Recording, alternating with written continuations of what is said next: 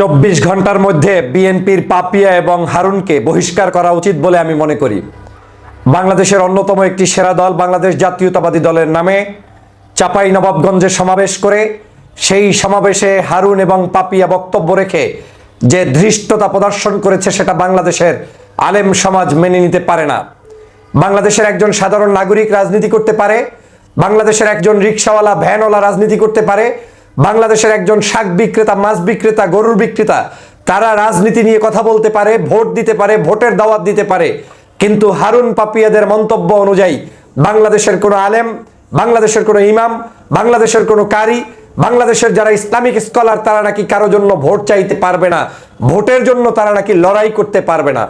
বাংলাদেশ আলেম প্রিয় বাংলাদেশ, বাংলাদেশ মসজিদের শহরের বাংলাদেশ, সেই বাংলাদেশে বিএনপির নাম করে তারা যদি আজকের আলেমদেরকে ভোট দান, ভোট প্রদান এবং ভোটের জন্য ভোট চাওয়া থেকে বিরত রাখতে চায়, তাহলে আমরা কোন বাংলাদেশে বসবাস করছি সেটা আপনাদের কাছে প্রশ্ন।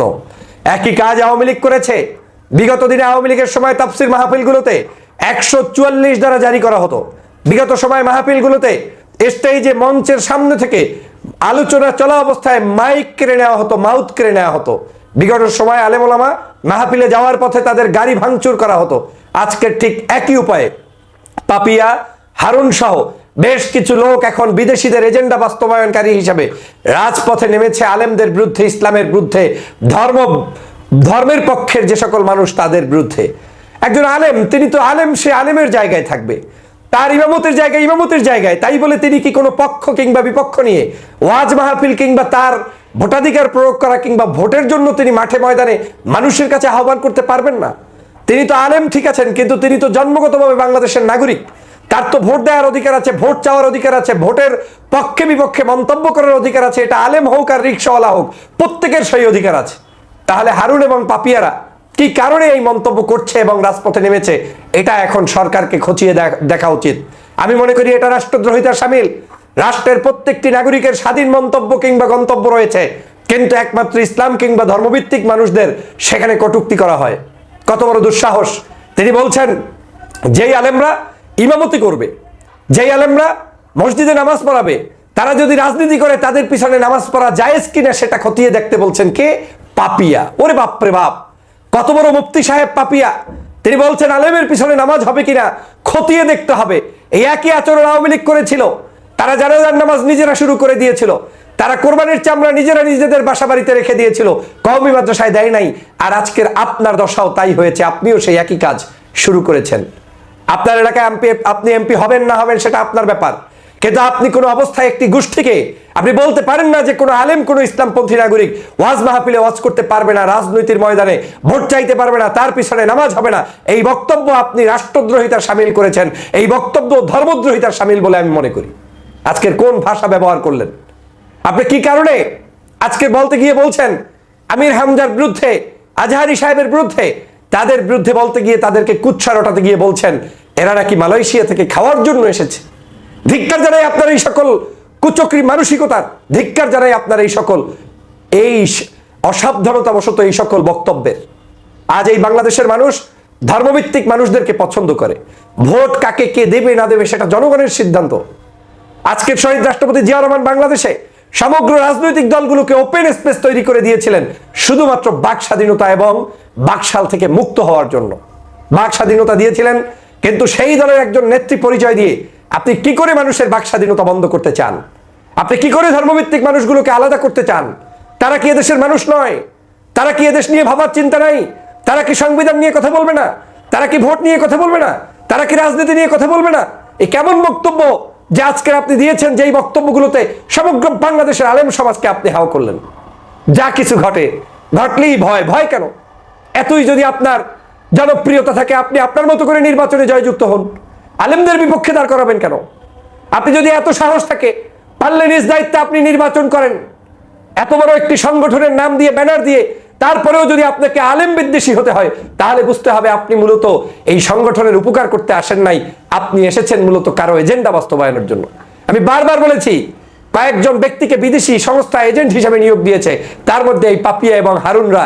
তারা জানে তারা পরাজিত হবে, আর পরাজিত হবে বিধায়ী এটা মেনে নিতে না পেরে আজকের এই ধরনের কুৎসা রটানো শুরু করে দিয়েছে, বৈষম্য শুরু করে দিয়েছে। বিভাজন শুরু করে দিয়েছে। সে কারণে 24 ঘন্টার মধ্যে এই দুজনকে আমি মনে করি দল থেকে বহিষ্কার করে দলের ইমেজ ফিরিয়ে আনা উচিত, অথবা তাদেরকে অবশ্যই তাদের মুখে তালা মারা উচিত এবং তাদের আলেম সমাজের কাছে ক্ষমা চাওয়া উচিত। এরা ক্ষমা না চাইলে আলেম সমাজকে আমি অনুরোধ করব, আপনারা ওদের সকল কার্যক্রম থেকে বিরত থাকবেন। কোন সাহসে আলেমদেরকে কটূক্তি করে বলছে তারা রাজপথে থাকবে না, তারা ভোট চাইতে পারবে না, তারা নামতে পারবে না? এটা হয় না। এটা এক ধরনের বৈষম্য, এটা এক ধরনের মানুষদেরকে ইগনোর করা। এই জন্য বাংলাদেশ স্বাধীন হয়নি, 71-এও হয়নি, 24-এও হয়নি। আমার এই বাংলাদেশের সকল নাগরিক সমমর্যাদার ভিত্তিতে থাকবে, এটাই হচ্ছে আমাদের চাওয়া। বিএনপি কি পারবে আজকের এই লোকগুলোকে বহিষ্কার করে প্রমাণ করতে যে তারা আলেম সমাজের পক্ষে, ধর্মভিত্তিক মানুষগুলোর পক্ষে? যদি সেটা পারে তাহলে বিএনপি বাংলাদেশের জনপ্রিয়তার শীর্ষেই থাকবে।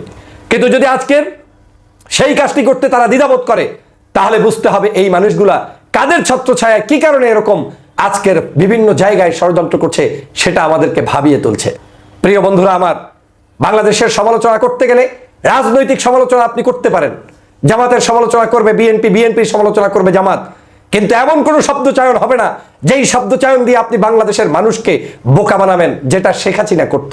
মৌলবাদ এদেশের জনগণ খায় না, রাজাকার এই শব্দগুলো, আলবদর, আল শামস, এগুলো জনগণ খায় না, এগুলো শেখ হাসিনার ন্যারেটিভ। এই একই শব্দ চয়ন করে এখন আবার নতুন করে বিভাজন তৈরি করার পায়ে তারা চলছে। এটা বাংলার জনগণ মেনে নিবে না।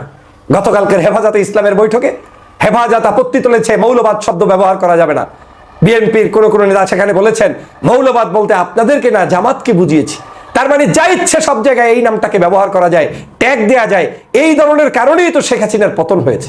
আপনাদের কি হুঁশ আসবে না? কোন কারণে এই ধরনের শব্দ চয়ন হবে? আমি আবারও স্পষ্ট করে বলতে চাই, 24 ঘন্টার মধ্যে এই পাপিয়া এবং হারুনদেরকে বহিষ্কার না করলে আলেম সমাজ কিন্তু ফুঁসে উঠতে পারে। সতর্ক হতে হবে আপনাদেরকে। আপনারা দ্রুত এই দুজনকে বহিষ্কার করুন, তাদের মুখের লাগাম টেনে ধরুন এবং আলেম সমাজের বিরুদ্ধে, ইসলামের বিরুদ্ধে, ধর্মভিত্তিক নাগরিকদের বিরুদ্ধে কুৎসা রটানো বন্ধ করুন। এই কুৎসা রটিয়ে বাংলাদেশের কোনো মানুষ কখনোই সাকসেসফুল হয়নি, আপনারাও হতে পারবেন না, পারবেন না, পারবেন না।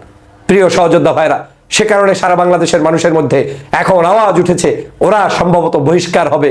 সময়ের অপেক্ষা। আমরা দেখতে চাই বাংলাদেশ জাতীয়তাবাদী দলের মধ্যে